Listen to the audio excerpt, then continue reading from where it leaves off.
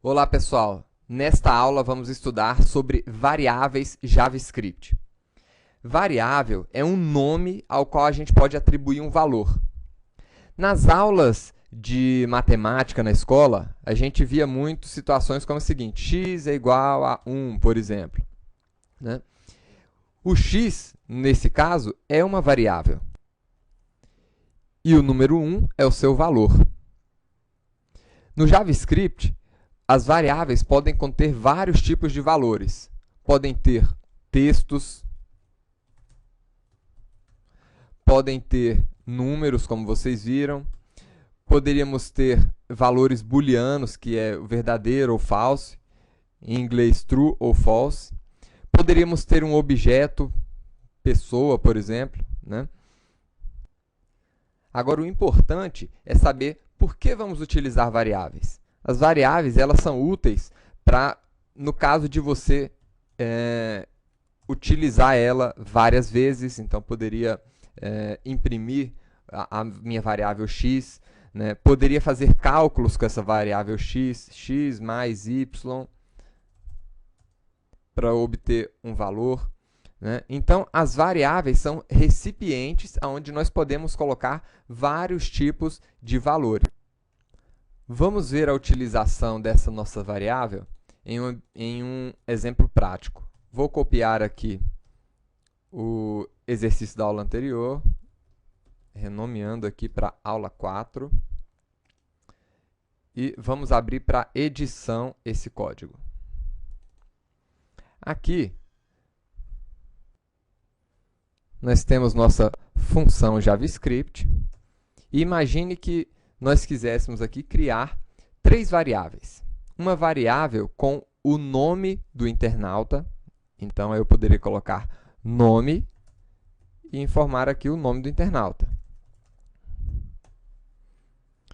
Essa aqui é a sintaxe para se criar uma variável em JavaScript, né? Eu defino o nome e, em geral, a gente atribui um valor a essa variável, utilizando aqui o operador igual, e finalizamos a instrução com um ponto e vírgula. Quando nós estamos criando uma variável para utilizar apenas dentro da função, nós informamos aqui a palavra-chave var. Então, var, nome da variável, sinal de igual para atribuir um valor a essa variável e, logo em seguida, o valor. Poderíamos ter aqui uma outra variável, idade, por exemplo. E poderíamos ter aqui uma outra variável, casado. Então, vamos colocar aqui o valor true, de verdadeiro. Com essas variáveis declaradas, nós poderíamos utilizá-las dentro aqui do nosso script. Então, eu poderia, por exemplo, imprimir o nome que nós informamos aqui. Ou seja, poderia imprimir a variável, o valor da variável nome. Vamos ver o resultado? Então, vamos abrir aqui a nossa aula 4. E quando eu clicar aqui na nossa lâmpada, ele vai apresentar o valor daquela variável e, em seguida, vai concluir o script, né, apresentando ali a imagem que nós construímos na aula passada.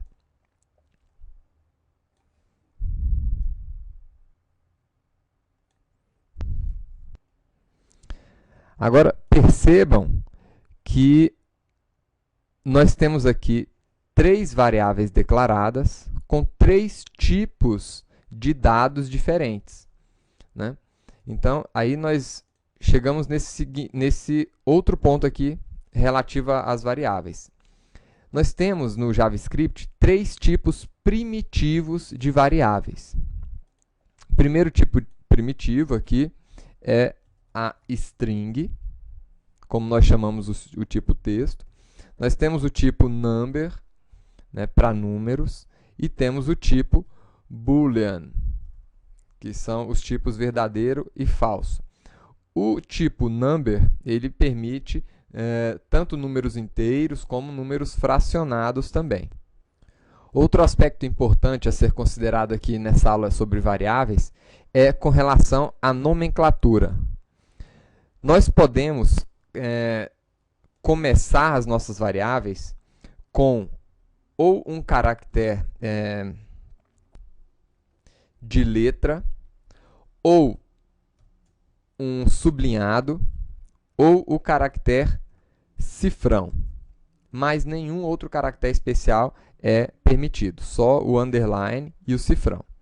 Tá? Depois que você começou a declarar o nome da sua variável, você pode utilizar números também, tá? Mas não no início. No início, somente letras, underline ou cifrão. E outra coisa importante é com relação a nomes compostos. Então, imagine que essa variável fosse se chamar aqui primeiro nome. Para esse tipo de situação, a gente utiliza aqui o que a gente chama de camel case, onde o início de cada palavra, a partir da segunda, a gente coloca com a letra maiúscula, para ficar mais legível o nome da variável.